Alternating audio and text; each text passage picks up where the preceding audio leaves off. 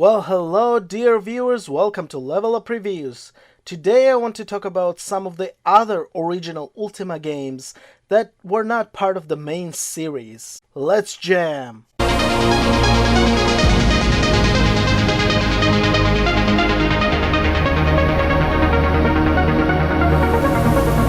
Well, with the first game I will talk about, we need to go back, way back to the time of Ultima 2. Days when Richard was part of Sierra Online. Ultima, Escape from Mount Rash, was developed by Richard Garriott's friend, Keith Zabulawi. He helped Richard with early days of Ultima, most notably with Ultima 2 and a Calabas, World of Doom. Escape from Mount Rash is quite similar to a Calabas. It came out in 1983, and by this time Richard had already left Sierra Online on quite a bad terms actually.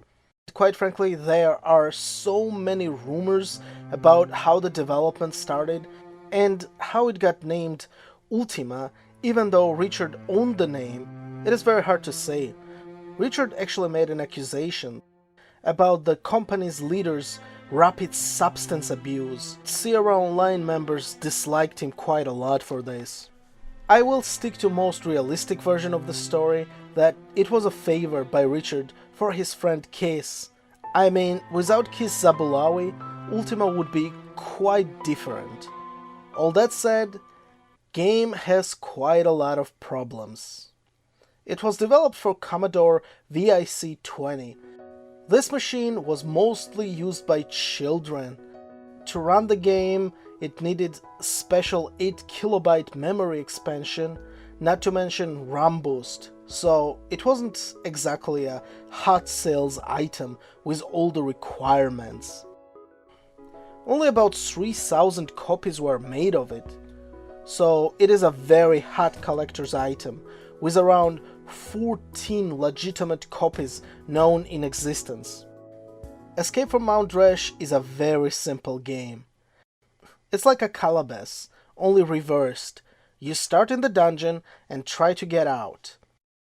You're imprisoned here by evil Garintrods, reference to Garriots, making them into despicable villains since Sierra disliked Richard so much. First couple of levels are pretty easy. As you move up, it gets gradually harder, but your rank also rises. For example, you have to collect gems on the higher levels. You no longer see monsters on the map, and then the pathways disappear as well. It's a very simple game. A Calabas is more complex, because at least that had more involved story. Well, one thing you can say about Escape from Mount Rash is that it does look much better. I kinda also like the battle system. It almost looks like fencing. Once you catch on, it's very hard to lose. All in all, it's a very cool game, and very obscure Ultima game. I will recommend it to you if you're a super fan.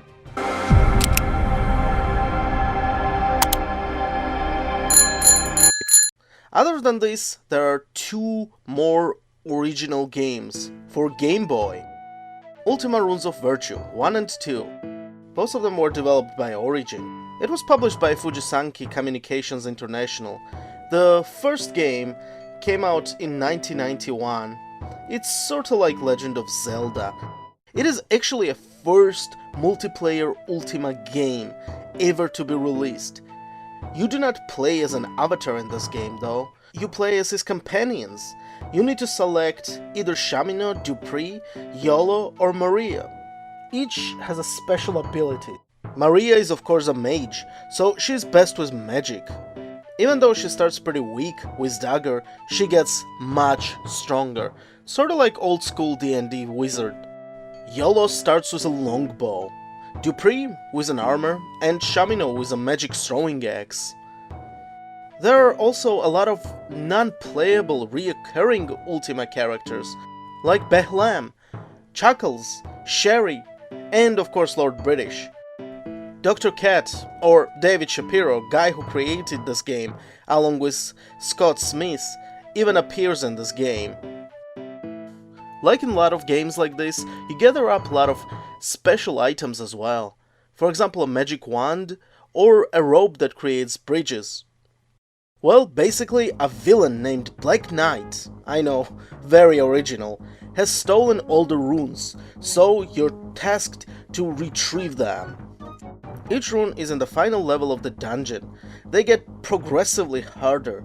Most dungeons are easy, but last two do take some time, especially the last one, the Stygian Abyss. It's quite time consuming actually. After gathering all the runes, Lord British knights you. I mean, seriously? After everything my companions have done, they are not yet knighted? Come on, they deserve some credit, don't they? Now, Runes of Virtue 2, on the other hand, is a bit of a different animal. It's an impressive game, especially for Game Boy. It has a full map of Britannia, moon gates, ability to capture ships, and a lot of references to the older games. It was released in 1993. There was even a remake for SNES in 1994. It's full in color. It also has a multiplayer game like the first one. The same character selections and difficulty settings as in the first game as well. Although this time around you will get an opening with Black Knight kidnapping Lord Soldan. So British calls you to rescue him, of course. While you're rescuing him, you see another cutscene of Black Knight kidnapping another lord. After you bring Lord to his city, people celebrate, and Lord will hand you over the rune. You do this until you gather up all 8 runes. There are special items in this game as well, but they're pretty much the same as in last game, although some of them are more useful in this game than in the first one. There are some new ones as well, like Magic Ping Pong Bat. And, as in the last game, only last 2 dungeons are really challenging. But honestly, I thought the first game was harder. The second game is more concentrated on the puzzles. It kinda gets really annoying sometimes, especially with yip ones. Honestly, these things never do what they're supposed to do. You do actually get to fight Black Knight in this game and kill him. It is very easy if you have time-stopping pen pipes. All in all, it's a fun enough game, and I would definitely recommend it to you if you're an Ultima fan. I hope you enjoyed today's quick video. Have a fun day, and let me know if there is any other video you want me to make. And shout out to my brand new subscriber, Ken Darrells. If you like my video, please like, share and subscribe. And don't forget to leave a comment. Thank you very much.